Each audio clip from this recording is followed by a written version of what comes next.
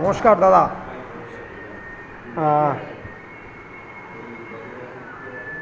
আমি তো আজকে এসেছি আপনাদের অফিসে, আপনাদের কার্যালয়, জেলা কার্যালয় শ্রীরামপুর বিজেপির। তো আপনার নামটা আর পরিচয়টা দিন। আমার নাম হচ্ছে বিশ্বজিৎ ঘোষ, শ্রীরামপুর বিধানসভা কনভেনার। আচ্ছা, আগামীকাল মুখ্যমন্ত্রী হিসেবে শপথ নিতে চলেছেন, আগামীকাল ব্রিগেডে কলকাতা। তো অমিত শাহ জি হাতে দায়িত্ব দেওয়া হয়েছে। তো মুখ্যমন্ত্রী হিসেবে যে শপথ নেবে এই প্রথমবার বিজেপির, তো আপনি কি বলতে চান? আপনার বক্তব্যটা বলুন, কতটা কি বলতে চান বা আপনার অনুভূতি। এই প্রথম স্বাধীন ভারতবর্ষে পশ্চিমবাংলায় প্রথম কোনো সরকার আসছে মানুষের আশীর্বাদ এবং মানুষের সমর্থন নিয়ে। পশ্চিমবাংলা শ্রমিকরা যেমন আসছে, ঠিক সেই রকম পশ্চিমবাংলার যুবক যুবতীরা তারা এক উজ্জ্বল ভবিষ্যতের দিকে তাকিয়ে রয়েছে।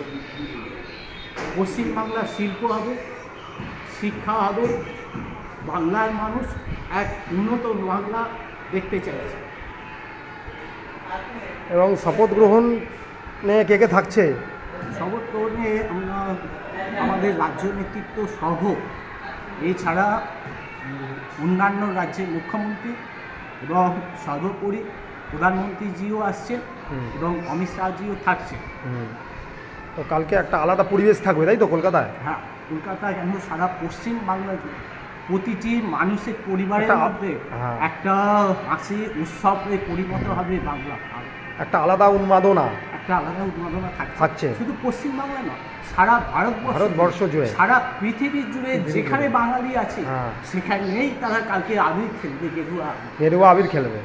ঠিক আছে, আরেকটা প্রশ্ন, 207খানা সিট পেয়েছে বিজেপি এই পশ্চিমবাংলায়, এই নিয়ে কি বলতে চান? কেরম লাগছে আপনার? এটা পশ্চিমবাংলার সাধারণ মানুষ তারা বিজেপিকে আশীর্বাদ করেছে, বিজেপিকে সমর্থন করেছে এবং মোদিজির যে স্বপ্ন দেখিয়েছে সেই স্বপ্নকে সার্থক করার জন্য সারা পশ্চিমবাংলার মানুষ মোদিজিকে যেমন সমর্থন করেছে, ভারতীয় জনতা পার্টি সারা পশ্চিমবাংলার আশা ভরসা সমস্ত কিছু কাজ আমরা মানুষের সহযোগিতা নিয়ে আমরা। আর মোদিজি যে বলেছিল, প্রথমে এসেছিল, এসে যে তিনি বলেছিলেন সিঙ্গুরের মাঠ থেকে যে পাল্টানো দরকার, তার প্রথমে এই যে ডাকটা, স্লোগানটা পাল্টানো দরকার, এটা তো সার্থক হলো। তো এই নিয়ে কি বলতে পারবেন? এটা অতি অবশ্যই মানুষ চেয়েছিল, মোদিজি বলেছিলেন যে বাংলার একটা পরিবর্তন দরকার, মানুষ সেটাকে সমর্থন করেছে। ঠিক আছে, ধন্যবাদ।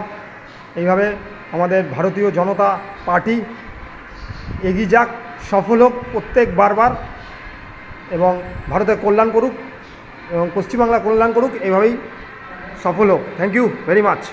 এখন রয়েছি আমি কার্যালয়ে, শ্রীরামপুরের কার্যালয়।